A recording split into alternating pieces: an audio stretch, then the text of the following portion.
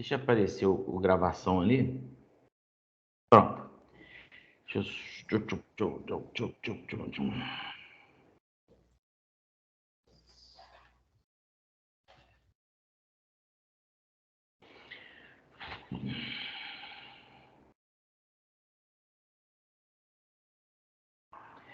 Eu vou fazer a abertura que eu fiz na semana passada e posicionar isso que a gente está falando. Bom dia, boa tarde, boa noite. Hoje são 26/1/2023, 9h08. A gente está dando início aqui ao grupo de discussão de Lei Geral de Proteção de Dados, que é uma gravação que depois vai para o canal @indica lá do YouTube e que todos possam estar, de qualquer forma, colocando essa informação, que a gente vai estar publicando esse vídeo, então, se ninguém levantar a mão e falar o contrário. Porque, às vezes, se alguém citar algum nome e falar assim, olha, não gostaria que tivesse, que eu citei aqui, parará, a gente não publica o vídeo.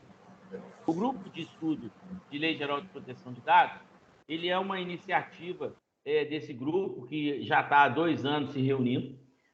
A gente tem, especificamente, a reunião que acontece online todas as quintas-feiras. A gente tem um grupo de WhatsApp, que eu acredito que todos os senhores e senhoras já participam também, que ele tem hoje mais ou menos 211 integrantes. A gente também tem o grupo do LinkedIn, que é um lugar de divulgação de eventos, de enquetes e até de alguma interação. Esse já está com quase 2.800 integrantes, mas lá ele é mais aberto, então ele é menos interativo e ele caminha menos nessa direção. E a gente também tem o canal do YouTube, que é onde isso tudo está gravado, né? Não só as reuniões do grupo, mas as dicas da Indica que eu tenho feito aí de vez em quando, que são breves conteúdos, de 1 minuto a 1 minuto e 10. Hoje, a pauta ela tem o objetivo de falar sobre transferência de dados, e isso foi um pouco bem discutido na semana passada, não deu tempo da Marielle concluir, mas ela ainda não entrou aqui, então a gente está ainda com esse delay para que ela inicia... Pedro, o seu som está com problemas, Pedro. Som? Está falhando, tá falhando. É engraçado, porque hoje aqui não tem nada, está tudo parecendo bem legal. Tá ok agora. Então, às vezes é porque eu estava com o telefone olhando para ele e ele na frente do microfone aqui. Eu vou dar um spoiler do que está acontecendo, estava conversando aqui um pouco antes da gravação. O objetivo do nosso grupo, quando a gente iniciou, ele tinha sempre a discussão sobre como que a gente está influenciando o nosso mercado de Lei Geral de Proteção de Dados, sendo que parece que o mercado está muito mais para certificadores. Então, quem está vendendo treinamento, quem está vendendo certificação, ou o contrário, para técnicos que querem entrar nesse mercado de Lei Geral de Proteção de Dados. Do outro lado, a área que é o mercado, aquele que é o cliente que precisa de ajustar as empresas, esse mercado não aconteceu. Esse mercado não andou, ele não funcionou. Por quê? Porque as pessoas ainda não acreditam que a Lei Geral de Proteção de Dados vai pegar, porque as pessoas não estão entendendo o que a Lei Geral de Proteção de Dados acontece. E aí, quando a gente iniciou esse objetivo desse protocolo, ele tinha essa expectativa de imaginar como que a gente pode criar uma comunicação mais eficiente com o mercado para influenciá-lo. E, eventualmente, o discurso que estava sendo muito colocado, que é o do CPF e o balcão da farmácia, que eles estavam mais representando um desserviço. Isso não é uma opinião, não, isso é um parecer, mas pode ser também debatido e discutido aqui se alguém achar que isso está errado. Porque o grupo ele é para isso, é para a gente gastar essa discussão, interagir e ir para um lugar onde a gente possa estar otimizando a conversa com os clientes e assim a gente transformando. Com isso, o que a gente fez? A gente abriu uma discussão falando de alguns cases, apontando diretamente alguns lugares. Então, as primeiras lives que a gente fez foi imaginando como que a gente estaria vendendo ou trabalhando dentro de um hospital.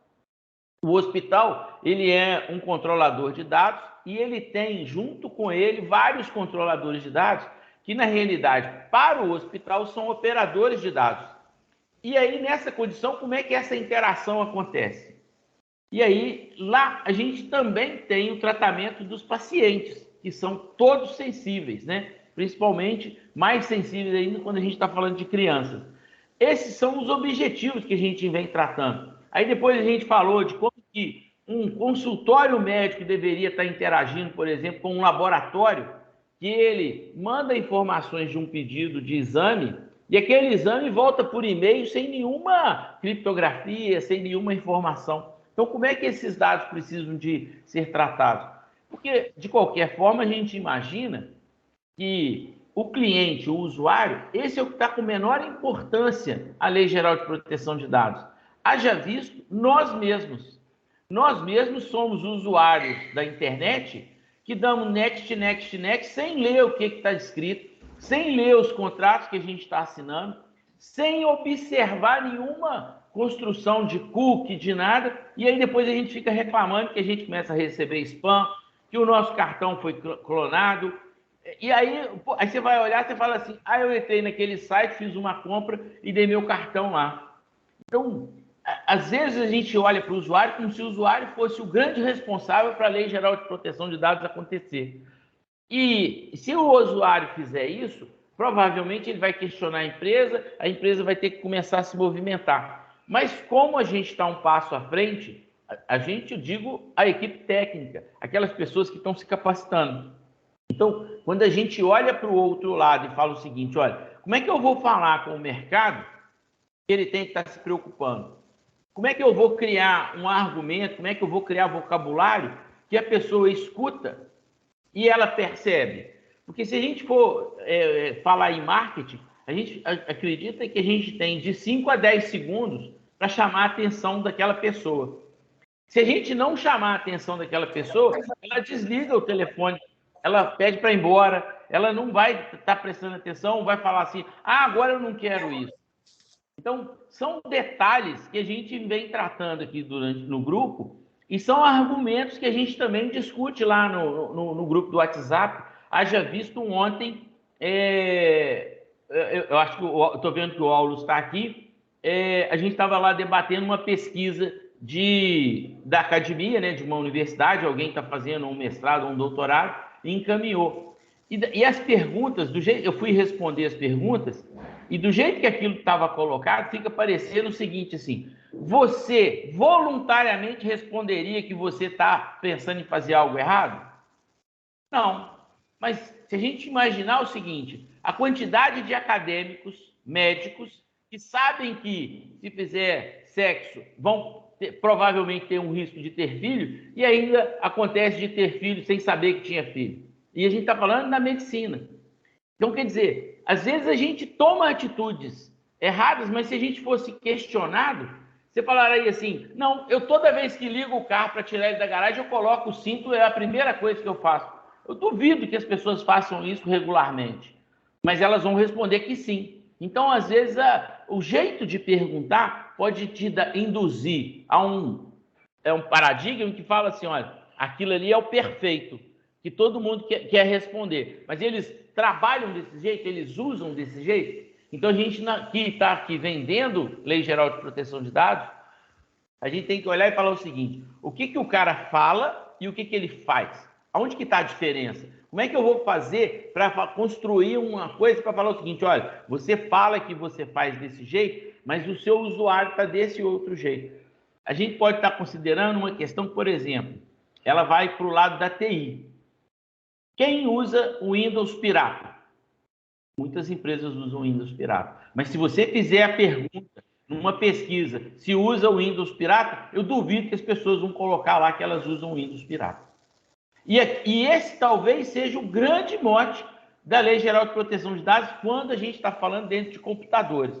Porque se a gente for imaginar, a Lei de Proteção de Dados, ela também está no arquivo morto, onde é que está cheio de papel. e que ninguém tem restrição de entrar no depósito do arquivo morto. E aí você vira e fala o seguinte, às vezes a gente está tão preocupado olhando para a informática, para o computador, para o digital, e lá dentro da empresa tem um arquivo morto que a faxineira tem acesso, o vigia tem acesso, as pessoas curiosas têm acesso, as pessoas técnicas têm acesso, e aí fica disponível para todo mundo. Então, é um universo que a gente tem que estar no grupo de estudo tratando. E eu estava aqui colocando isso porque esse grupo dos 5, ele vai estar transformando o nosso grupo, que hoje é franqueado 0800, e que passou a gerar um esforço, porque depois de 2 anos a gente também se cobra a melhorar essa estrutura, a gente vai caminhar para que o grupo tenha um custo de mensalidade de R$19,90. Mas a gente já também definiu que todos do grupo que já vem participando e que queiram, que estão entrando agora, inclusive, eles terão 15 dias para tomar uma decisão. Falar o seguinte, olha, eu quero entrar no grupo sem nenhum custo. Está perfeito. Vamos ter 15 dias franqueados para que isso aconteça. A partir disso, quem quiser entrar, a gente vai considerar esse o primeiro lote. A partir do segundo lote, as pessoas vão pagar R$19,90. E R$19,90 não é um preço que pesa em nada, porque é muito barato. Isso custa 240 anos. Quando a gente fala isso, a gente imagina o seguinte, se você for cobrado por R$1, talvez você tenha um engajamento maior. Então, vão estar participando do grupo pessoas que queiram interagir, pessoas que queiram conversar, pessoas que queiram até debater demandas internas. E uma das primeiras demandas que a gente hoje também já vê é o seguinte, todo mundo se certificou, mas ninguém tem um primeiro cliente ainda. Então, a gente está entendendo que o grupo pode, de mãos dadas, falar o seguinte, vamos enfrentar o seu primeiro cliente junto com você. Que aí, na hora de atravessar a rua, eu te dou a mão, aí daqui a pouco você atravessa a rua sozinho. Então, esse é uma condição. Maria, eu vi que a Marielle já chegou, porque foi eu que admiti ela aqui. Obrigado. Eu vou estar passando, Marielle, você já está pronta para iniciar? Bom dia, Pedro. Bom dia, pessoal. Estou pronta, sim. Então tá. Então eu já vou te dar a palavra. Tá. Então, a gente hoje estava com essa preparação, né, que é transferência de dados internacional, mas foi legal também já iniciar aí comentando essa transformação dinâmica do grupo, mas não a transformação de conteúdo. Porque um grupo que está há 2 anos se reunindo, a gente está há mais de 2 anos se reunindo, porque eu acho que a gente já está com mais de 160 lives construídas, gravadas. E a gente não gravou todas as semanas, porque teve semana que teve feriado, a gente tem período de férias, mas a gente já está há mais de 2 anos fazendo isso. O conteúdo é rico, o conteúdo é interessante, tanto que a gente conseguiu atrair pessoas. E a gente estava aqui conversando um pouco antes, com quem que eu estava falando no início? Você lembra aí, Rosinho? É você, Fábio? É o Fábio. E aí era uma discussão que a gente estava aqui colocando o seguinte, o que a gente tem feito, o esforço que a gente tem feito para o grupo estar interagindo. Até mesmo lá no LinkedIn, que a gente consegue ter hoje, na estatística do LinkedIn, uma interação do grupo de aproximadamente 45% do grupo. Clica em alguma coisa, faz um comentário, compartilha, curte. Isso significa que muita gente está participando, diferentemente dos outros grupos, que normalmente a interação fica abaixo de 10%. Então, a gente também vai se tornando relevante por conta do esforço de criar essa conexão. Marielle, você pode assumir da agora para frente aí, abrindo com transferência de dados internacional, dando continuidade ao que foi ao conteúdo da semana passada. Tudo bem. Bom, pessoal, então, assim, bom dia a todos, né? Mais uma vez eu agradeço por estar aqui e por vocês compartilharem o seu tempo, né, comigo, esse curto espaço de tempo, mas que é tão importante para a gente aprender, né? Então, semana passada, eu deixei 2 artigos chaves para compreender a questão da transferência internacional de dados. né? Então, assim, que foi o artigo 5º, onde tem toda a conceituação da transferência internacional de dados, e o artigo 33. Né? No artigo 33, a gente tem 3 previsões. Né? Todo o artigo 33, ele esboça a permissão de transferência internacional de dados, as garantias para que ocorra essa transferência e o afastamento da lei, ou seja, o que a gente chama de afastamento da lei é a derrogação da lei. Tá? Então, assim, esses são principais mesmo para a gente tocar no ponto da transferência internacional. Vou dar uma contextualização novamente, né, para a gente entrar em pontos mais centrados. E aí, hoje, eu não vou focar tanto na parte internacional em geral, mas da parte do Brasil, como é que está o nosso país, como é que está a LGPD, né, em relação a essa questão de transferências internacionais. Né? Então, assim, é uma preocupação grande, posso dizer, né, porque a LGPD ainda, de certa forma, é ineficaz, né, se a gente for colocar nesse cenário todo, né, essa questão da transferência de dados. Lembrando que, eu falei semana passada, então, assim, não quero ficar entrando tanto em pontos chaves, mas pelo menos fazendo uma remissão ao que foi visto. Para o cenário internacional, é importante vocês se lembrarem que há 3 possibilidades, né? E aí os países têm que entrar nessa comunicação. Então, assim, os principais são os Estados Unidos, os países da União Europeia e os países em ascendência, que no caso o Brasil está classificado como país em ascendência. O que significa isso? É dizer que o nosso país ainda, apesar dos esforços, não tem uma lei geral de proteção de dados que se ajuste perfeitamente aos padrões internacionais exigidos. Então, ainda falta muito para a gente chegar lá. Né? Então, assim,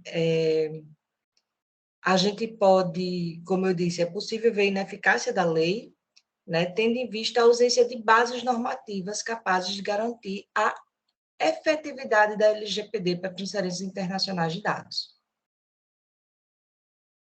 Através da promulgação, né, da LGPD, eu já falei, né, que o Brasil se uniu a vários países, né, que trata sobre o mesmo assunto, para que a Europa, né, que é o principal centro, através do regulamento geral, né, tenha essa comunicação, é necessário a perfeita adequação do país que está que vai trocar esses dados, né, com a União Europeia. E a gente está engateando, né? Mas tem muita coisa ainda para discutir sobre a Lei Geral de Proteção de Dados, eficácias, ineficácias, né, da lei, e muita coisa ainda vai mudar, né, dentro da legislação. Então, eu posso dizer assim que hoje, através da revolução tecnológica, as inovações estão se desenvolvendo a um ritmo exponencial, né? E exatamente pelo desenvolvimento da tecnologia, a informação é facilmente divulgada, criada, é reproduzida, né? Então, gerando um grande volume de negócios. Eu, inclusive, estava até refazendo um artigo meu que eu falei sobre DMA e SMA, né, que é o Digital Markets Act e o Digital Services Act. E aí eu estava vendo essa questão forte de chocar o que a gente tem como proteção de dados com os objetivos das Big Techs. Né? Então, assim, os objetivos delas são econômicos. E aí, como é que você faz?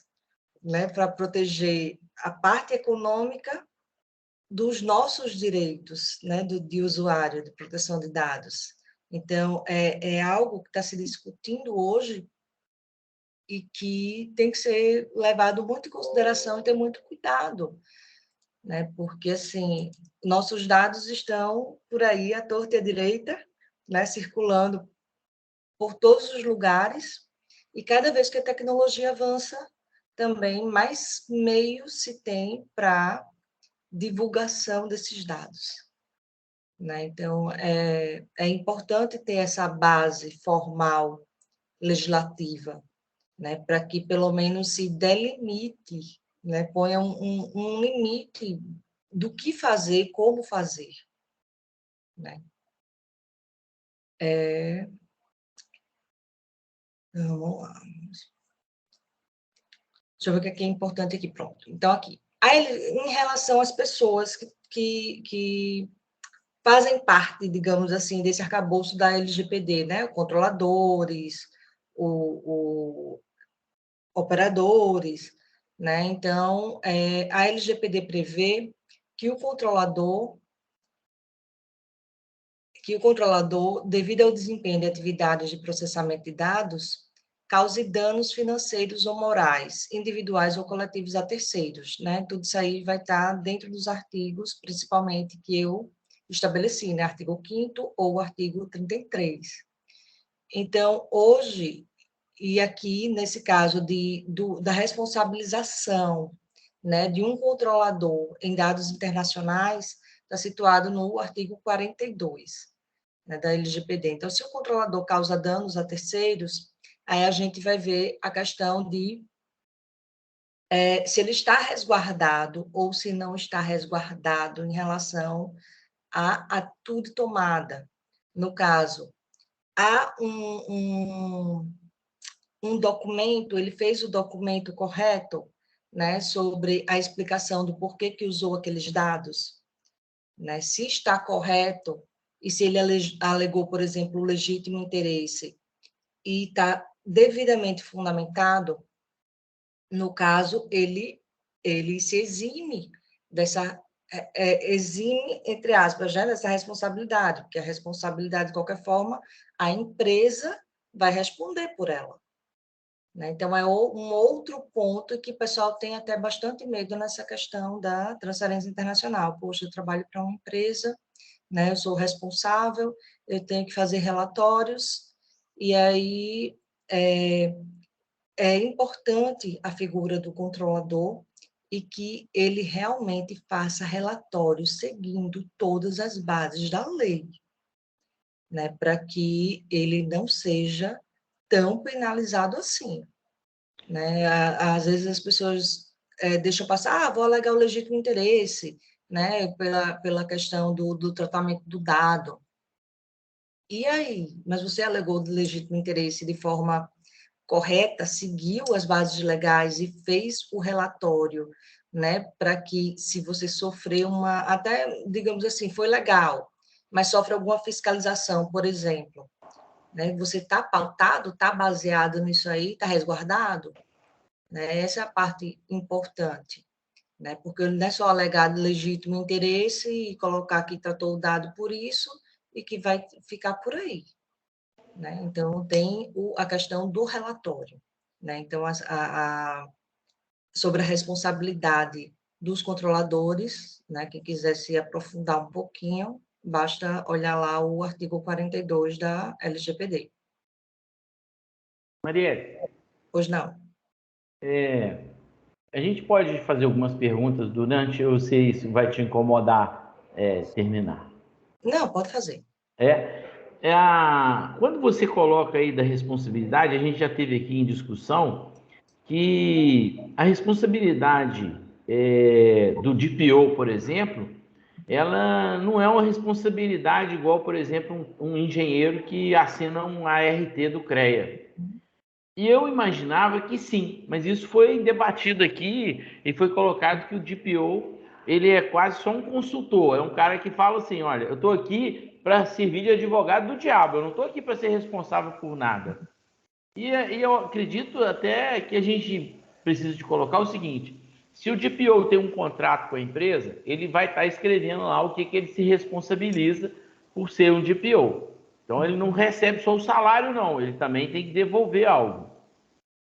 E do jeito que você está colocando aí, o Brasil, ele ainda não está em compliance com o resto do mundo. Então, embora a gente esteja fazendo uma transformação, mas o resto do mundo não olha para cá como se a gente tivesse. Então, aquelas empresas que vão fazer comércio com o resto do mundo, elas têm que se preocupar, porque talvez elas vão ter que estar certificadas, independente do Brasil estar certificado. E elas vão ter que se adequar às leis de lá. Então, isso também estou entendendo. Mas aí, na hora que você coloca aí que as pessoas que vão estar dando os relatórios, elas precisam de estar resguardadas, você está falando do controlador, que é a própria empresa, né, que é o CNPJ, mais os sócios, ou você está falando do técnico que forneceu a informação? Como é que a lei está tratando disso? Certo, vamos lá. No caso, o DPO, ele é o que faz a ponte, né? No caso, como você disse, ele tem contrato com a empresa, ele faz a ponte entre a empresa e a autarquia, que é a NPD.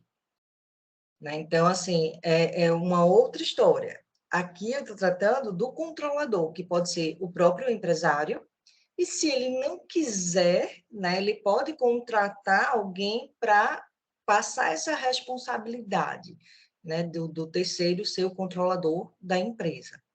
Então, pela lei, o controlador, digamos assim, né, vamos falar em termos mais práticos, o controlador manda, o operador obedece, né, e o DPO faz a ponte. Vamos chamar de servidor, né, um prestador de serviço externo, né, então ele nem está na empresa e nem trabalha para a autarquia, que é a NPD. Né, ele faz apenas essa ponte. Então, cada um está delimitado na lei a sua responsabilidade. Quando eu falo em tratamento de dados, é realmente necessário? Primeiro, a gente vai ter que levar em consideração isso. Quando a empresa for tratar os dados, é necessário tratar esses dados? Eu preciso de todos aqueles dados para funcionar, para botar para funcionar o meu negócio? Marielle, mas isso é arguição, isso é auditoria. Antes da auditoria, por exemplo, assim, se as pessoas estiverem olhando e falando assim, olha, deu um crash aqui. O controlador e o CPF, que é, na realidade, o grande responsável, o sócio, então a gente está falando do CNPJ, que é a empresa, e do CPF, que é o sócio. O sócio, normalmente, ele não está nem mais dentro da empresa se a empresa já for uma empresa mais madura ou robusta. Ele, pelo contrário, ele vai estar fazendo outros investimentos e a empresa vai estar sendo tocada. Igual agora. Né? Sim, não, claro que ele responde. Igual agora. A gente está vendo uma questão das lojas americanas. Uhum. O CEO pediu conta, como se ele não tivesse preocupação. Mas se ele era o CEO, é claro que o Le Mans, que é um dos donos lá da loja americana, o patrimônio dele vai ter que arcar com aquele prejuízo, porque ele é o responsável por último. Mas ele pode ir à frente e falar o seguinte, olha, essas pessoas aqui maquiaram o relatório que vieram para mim. Então, o CEO também teria responsabilidade. E aí, na hora que você coloca que a informação vai lá para o último, o DPO pode ser um cara que vai estar sendo contratado não só para fazer a ponte com a autarquia, mas também para ser responsável pela gestão da informação e a gestão de contratos. É claro que o DPO sozinho, ele vai precisar de uma equipe. E aí ele vai ter que ter um cara de TI debaixo da asa dele e provavelmente uma estrutura de jurídica debaixo da asa dele para poder administrar tanto os contratos quanto a gestão da informação do que transaciona dentro lá e é arquivado tanto em papel quanto de forma digital. Esse é um tema, Pedro, eu até sugiro que, se quiser acalorar a discussão, né, a gente faça em um outro momento, a questão da responsabilidade do DPO. Né? Por quê? Ele responde também. Né? Ou seja, ninguém está isento. Todo mundo tem a sua responsabilidade. Né? Então, por isso que eu nem entrei tanto na questão aqui do DPO, e sim mais do controlador. Independente dele. O DPO, o que acontece?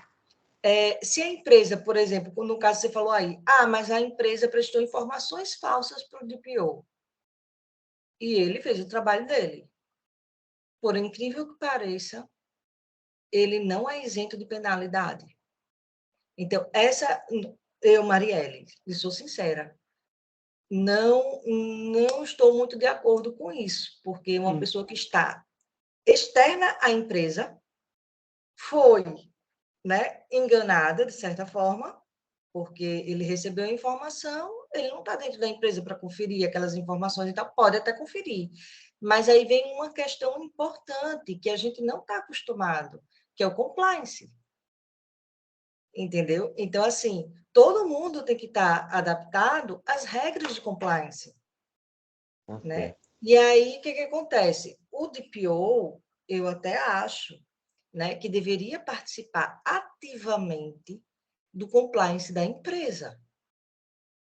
Né? Porque aí ele vai saber até que ponto ele está correto, o caminho que ele está percorrendo, onde ele está pisando, para fazer essa ponte entre essa empresa que ele está representando e a autarquia.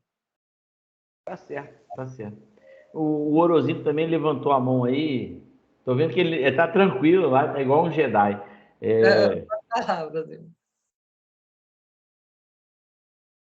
Tá mudo, Orozinho. Tá mute. Então,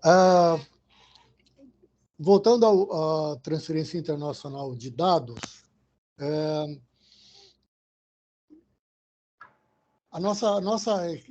como a gente tem sido visto aqui no Brasil, principalmente pela Europa, né, considerando o GDPR e a LGPD aqui, né, a gente é visto ainda com uma certa imaturidade.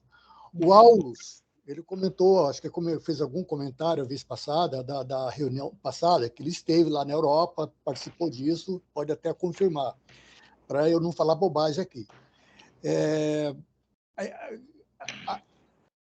Essa coisa de transferência, não só em transferência internacional de dados, né, mas principalmente a proteção de dados. A gente é visto ainda, é tido ainda com uma certa imaturidade em relação à robustez de todo o complexo, né, de todo o complexo de leis que a gente tem em relação à Europa, que a Europa está muito pelo menos 2 anos antes, né, 2016, que foi feita a lei, 2018, 25 de maio de 2018, se não me engano, que entrou em vigor, e a nossa foi 2 anos depois que entrou em vigor. Mas, chegando lá, eu quero dizer o seguinte, em relação à transferência internacional de dados, a GDPR, né, ela trabalhou isso, avançou o processo, tomando alguns cuidados, né, criando o que a gente chama aqui, que eu anotei para não esquecer, contratos padrão. Né, alguns contratos específicos e contratos padrão, justamente para eliminar, para mitigar aquelas inconsistências e aquelas dúvidas que quando a gente vai fazer as nossas adequações aqui no Brasil e a gente depara com a lei e a gente percebe, né, quando chama o jurídico, né, o próprio jurídico fica pisando em ovos, como é que eu vou trabalhar isso? Né? Porque a lei ela não está bem, não tem uma resolução, não tem, as coisas não estão bem claras ainda. Tanto que o ano passado, o Lucas comentou, inclusive, que de 18 de maio até 30 de junho, né, foi aberto um tempo aí de tomada de subsídios, e depois disso, a NPD também está buscando mais subsídios, né, para trazer essa resolução, porque um dos pontos realmente que ainda continua, por falta de resolução, por falta de estar bem claro, ainda continua dando alguns perrengues, né, algumas dúvidas, é exatamente quando se considera o fator, né, de transferência internacional de dados.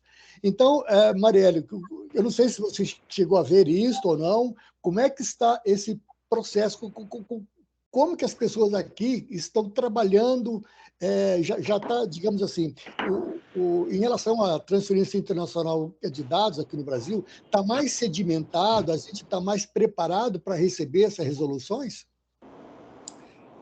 como eu falei, né? E você acabou de citar também, aqui ainda está tudo engatinhando, né? Então, assim, alguns conceitos bases são necessários para que sejam aplicados à legislação e outra, que a própria legislação defina, porque alguns dos conceitos estão muito abertos. Então, se os próprios conceitos estão abertos, como é que a gente vai se direcionar? Entende? Então, assim, a LGPD, para o direito, a gente costuma dizer que é nova, ainda é muito recente, né, de 2018. E aí ficou no período para que as pessoas, deu um período de 2 anos, né, que a gente chama de vacatio legis, para que as empresas se ajustassem, né? Então, assim, ela passou a vigorar mesmo, né, para valer nas empresas do que 2020. Né? Setembro, Então, né? assim, é um período curto ainda para a gente delimitar todos os problemas, né? Dizer o que é que está funcionando, o que não está funcionando efetivamente. Né? A autarquia, a NPD, ainda tem várias sugestões, né? Todos os dias as pessoas mandam sugestões para a NPD, para melhorias, para modificação no texto legislativo. Então, assim, é algo complicado ainda, que ainda vai dar muito pano para as mangas, né? Principalmente quando a gente toca nessa questão da responsabilidade de cada agente e das empresas. Né? O Então, assim, Lucas levantou a mão, depois o Aulos, por favor. Lucas. Bom dia, pessoal. Não bom sei dia. se a minha câmera ativou aqui, mas tudo bem. Apenas um comentário sobre a responsabilidade civil, que eu achei que foi um tema que despertou bastante agitação.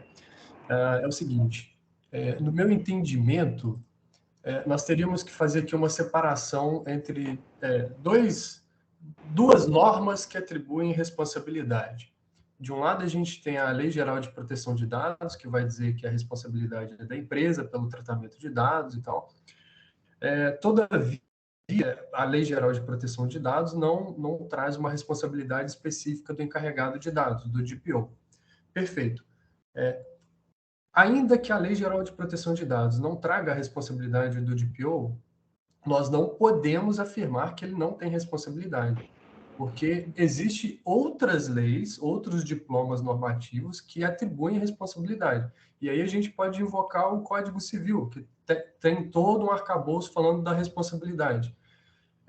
Então, eu entendo que o DPO, se ele tomar uma atitude lá que seja bem danosa para a empresa, um erro crasso, alguma coisa assim, né? Desde que é apurado isso em procedimento interno, certamente pode haver responsabilidade do DPO. Lembrando que, no meu entendimento, e podem ter colegas aqui que vão discordar disso, a responsabilidade primária vai ser da empresa e depois a empresa vai ingressar com uma ação regressiva contra o DPO.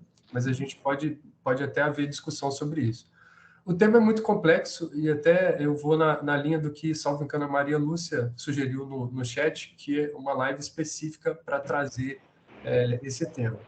E para finalizar, para exemplificar o que foi dito aqui, imaginemos a seguinte situação, que é mais corriqueira. Existe uma empresa, uma organização em funcionamento, e um funcionário, um colaborador, ele comete lá um erro grave que compromete toda a linha de produção e causa dano ao consumidor no futuro. Uma vez que esse erro foi constatado, foi comprovado, primeiramente a empresa seria responsável, né, perante o consumidor. Mas, eventualmente, se ela quiser ingressar com uma ação de regresso contra o causador desse dano, que é um colaborador dela, integrante da linha de produção, eu vejo que seria permitido. E aí é essa mesma analogia que eu faço em relação ao DPO, ainda que ele seja interno ou externo. Integrando aqui, né, as contribuições, o artigo específico, eu estava dando uma olhadinha aqui, o artigo específico para a responsabilidade dos controladores e tal, é o 46, né, da Lei Geral de Proteção de Dados. Então, assim, o que é importante frisar é que todos os controladores devem adotar as medidas de segurança técnicas, né, contra a destruição acidental ou ilegal, a perda, a alteração, a divulgação acidental ou ilegal de qualquer forma de processamento inadequado ou ilegal. Então, assim, principalmente respeitar os princípios estabelecidos na LGPD. Eles não estão ali só taxativamente, ou seja, de forma elencada. Eles estão ali para que sejam cumpridos e respeitados, principalmente quando a gente for tratar do assunto de transferência internacional de dados. Não só da transferência internacional, mas qualquer tipo de transferência, mas a de dados internacional tem que seguir uma série de pré-requisitos. Então, o controlador deve olhar se todos os princípios éticos legais estão sendo seguidos, né? E aí, quando ele basear essa transferência na relação do legítimo interesse, tem que ser gerado um relatório. É importante, vou frisar isso sempre, né? Não está de acordo com o que a lei permite e se baseou em legítimo interesse para tratamento dos dados, faça um relatório muito bem feito. Né? Então, podemos passar para o Aulus agora? Pode sim. Aulus. Obrigado, pessoal. Bom dia. Bom dia, Pedro. Bom dia, Orozimbo, Marielle e os demais amigos que estão online. Mário, eu quero te pedir desculpa, porque eu sei que é complicado quando a gente está tentando expor um tema e começa todo mundo falando e o tema acaba não rendendo. Eu não quero ser indelicado, Pedro, nem desurbano, obviamente, mas queria lembrar os colegas para se ater ao tema principal, porque se a gente sair para a responsabilidade civil, acabou, né? A gente vai trocar de tema. E eu quero dizer que o Orozimbo pegou ali um ponto nevrálgico da transferência internacional de dados. As cláusulas padrão contratuais. Eu sou muito prático nas coisas que precisam ser feitas, então, o que eu questiono é o seguinte: aonde acontece a transferência? Ou é no público, nas agências públicas, especialmente de segurança ou financeira, ou é no privado. Ou seja, se é no privado, e aí eu estou falando de a maioria das transferências ocorrem no privado. Isso exige um contrato. Exige um instrumento contratual para fazer com cláusula padrão, e aí com cláusula específica, e aí eu vou pegar o ponto lá do artigo 35, Mari, que você bem pontuou, e que diz o seguinte, me permito aqui uma rápida leitura: as cláusulas do a definição do conteúdo de cláusula padrão, cláusula específica para uma transferência determinada, norma corporativa, selo global, certificado, código de conduta, depende de regulamentação da autoridade nacional. Bom, aí você vai lá no... Consulta simples no site da NPD, né? Para verificar. Não há regulamentação. Portanto, não há fiscalização. Nós estamos completamente no escuro. Por quê? Porque os contratos de transferência internacional de dados, especialmente no meio privado, eu nem vou entrar no público para não ampliar a discussão, mas especialmente no privado, que é onde, digamos assim, a maior parte do mercado atua, não tem definição. E essa ausência de definição empurra para o Poder Judiciário a obrigação de suprir a lacuna. Então, nós temos aqui, na minha opinião, e eu faço esse destaque para uma reflexão provocativa. O que vai acontecer se, na hora de uma transferência internacional entre grandes, médias ou pequenas empresas, que seja, na hora de fazer a transferência, se exigir, por exemplo, uma cláusula de confidencialidade em relação ao controlador, ou operador, ou o próprio encarregado? Como é que vai ficar isso? Então, nós temos aí um problema grave. Para mim, isso é gravíssimo e eu reputo como prioritário. Por quê? Porque para ocorrer a transferência, exige-se um instrumento contratual. Exige um termo de cooperação entre a administração pública, aqui e lá. E não existe definição para isso. Então, assim, a autoridade nacional, a agência reguladora, está perdendo uma ótima oportunidade de trabalhar, de disciplinar com segurança jurídica a atividade de quem está na linha de frente. Então, deixo esse destaque, essa reflexão provocativa, porque essa ausência, para cada dispositivo da lei, nós temos a necessidade de regulamentação. Não há. Então, se não há regulamentação, não há fiscalização. Não tem como fiscalizar. Não tem como penalizar, pagar multa, não. Vai cair na mão dos juízes que não têm conhecimento técnico para aplicação da lei, da 13.709. Não vamos nos enganar, o judiciário vai aplicar, vai ter que fazer jurisprudência nesse sentido, jurisprudência de logística reversa, para aplicar, e vai aplicar de maneira equivocada. Vai aplicar com base em parâmetros e termos, em critérios do decisionismo judicial tradicional. Então, nós temos aí um grande problema, gente sendo penalizada sem poder ser penalizada, gente... E aí a gente olha os dados no Poder Judiciário e a gente vê como os juízes estão perdidos no escuro, tentando suprir uma lacuna que o perdão da palavra abençoada, da agência regulatória, não faz o seu trabalho. Obrigado, pessoal. Mário, fica à vontade, eu não vou te atrapalhar mais. Então, assim, eu posso colocar, aproveitando o seu comentário, que adiantou um pouquinho. Oi. O Fábio pediu a palavra aí também. Deixa eu só complementar, aproveitando o comentário do Aulus, tá? Então, assim, o que eu ia falar aqui, mas aí cada um vai entrando em detalhes, mas foi importante a sua contribuição.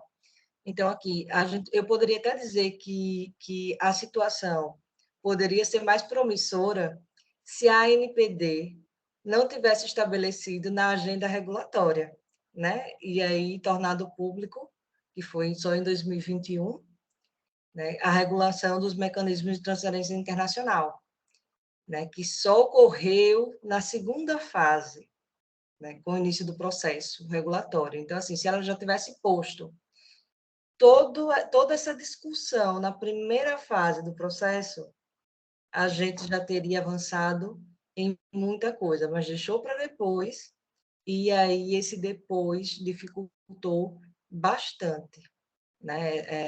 Essa questão que é importante, né? Ter todo o arcabouço delineado, definido, bem discutido.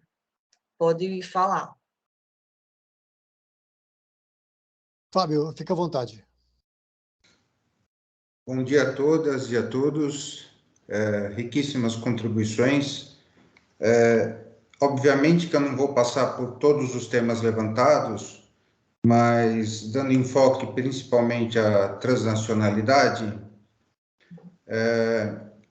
eu acho que eu entendo que a LGPD ela traz uma gama muito rica de deveres. A intenção é muito boa, mas os parâmetros para sua implementação não são nada claros. Esse é o primeiro ponto. Foi falado, eu não me engano se foi pelo próprio Orozimbo, de governança e compliance das americanas. Para mim, no caso, entra na seara de governança em privacidade de dados. Ponto. O Lucas comentou sobre a responsabilidade civil, no caso, né, que a LGPD também não deixa claro. Aí a gente pode entrar numa discussão de responsabilidade civil objetiva ou subjetiva diante da atividade empresarial e também do papel que o operador ou o encarregado vai ocupar dentro da empresa.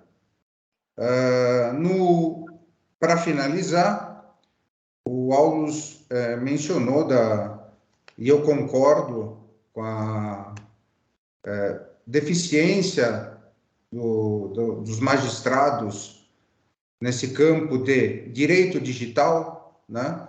porque a LGPD vira uma espécie, né, do gênero, mas há uma portaria do Conselho Nacional de Justiça para que os novos, né, magistrados se submetam à prova da disciplina de Direito Digital, abrangendo a Lei Geral de Proteção de Dados, bem como a da União Europeia, GDPR. Era isso que eu queria complementar. Obrigado. Bom, passo a palavra para o Pedro. Tem 3 minutinhos só, né, para a gente encerrar aqui. Pode Não, ficar mas à vontade. Acho que, assim, foi falado, eu estava aqui até olhando, né, farei uns breves comentários somente sobre o desfecho, né, mas, assim, todos os pontos foram tocados, né, através das contribuições do pessoal, então, assim, me sinto muito satisfeita que a gente conseguiu, pelo menos, o que eu tinha esboçado, né, para a nossa apresentação, foi realmente abordado, né, a questão de responsabilidade, né, da transferência em geral, os artigos. Então, é isso. A gente tem que saber que a gente ainda está num campo nebuloso, né? Muito, por sinal, muito nebuloso e que tem muita coisa para fazer ainda, né? Então, eu costumo dizer que no que a gente puder contribuir com a NPD, né, através das perguntas que ela faz, para que a gente responda, né, e em vários outros temas, né, já que estamos na área, a gente contribua, né, fazendo solicitações, dando os nossos entendimentos, e, assim, é o mínimo, né, diante do tanto que a gente ainda tem para percorrer, mas se cada um fizer um pouquinho, já ajuda bastante. Marielle, primeiro, te dar parabéns, né? Acho que você cumpriu o papel que tinha, quer dizer, conseguiu colocar nessas duas lives o texto e o conteúdo. E outra, se a gente não tivesse uma interação, significaria que as pessoas estariam assistindo sem estar prestando muita atenção. Então, tudo aconteceu. Mas concordo com o que o Alves falou, que a gente precisa de estar sempre muito focado no tema. Mas o grupo de discussão, ele tem essa questão. É bom que a gente vai para um lado e volta, porque tinha a sua moderação trazendo conteúdo. Mas é verdade. E talvez a gente precise de ter também, eu já até aceitei a sugestão e coloquei para ter uma pauta exclusivamente para a gente estar falando de responsabilidade dos cargos. Hoje ele estava colocado porque fazia parte, né? Já que tem um fato que é a transferência de dados, e aí o Paulo também colocou a questão do contrato. Acho que essa questão contratual, ela também é importante, porque às vezes a gente negligencia essa parte. Então, hoje a gente tratou aqui, o grupo atendeu o propósito, criou uma discussão, para isso que a gente está aqui, para que a discussão gere experiência nas pessoas, mesmo que elas não executem, mas elas vivenciam o estar falando. E essa condição dessas duas pautas, né? Acho que falar sobre contrato é uma questão importante, a gente precisa de fazer isso sempre com muita propriedade, e falar sobre as responsabilidades que o DPO tem, e que às vezes a gente acha que ele é simplesmente uma pessoa que vai estar lá recebendo salário, não tem responsabilidade. Não, acho que eu acho não, eu tenho certeza que ele tem, mas isso a gente pode tornar isso mais claro aqui. São 10 horas, normalmente a gente termina. Se alguém quiser estar fazendo alguma fala aí, eu podia chamar a atenção para que a gente abrisse as câmeras, para que a gente também fizesse a foto assim que terminar as falas. Pode passar perfume, tá, Ulisses? Vai ficar bonito na foto.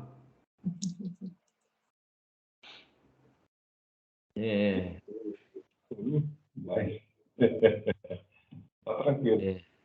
Eu achei que hoje foi uma reunião bastante produtiva. Essas questões aí de transferência internacional não são fáceis, ainda mais porque eu trabalho com a parte de tecnologia, né? essa parte de e-mail, tem muita gente que tem os e-mails normalmente totalmente fora do Brasil. E servidores também, com essa questão da nuvem, né?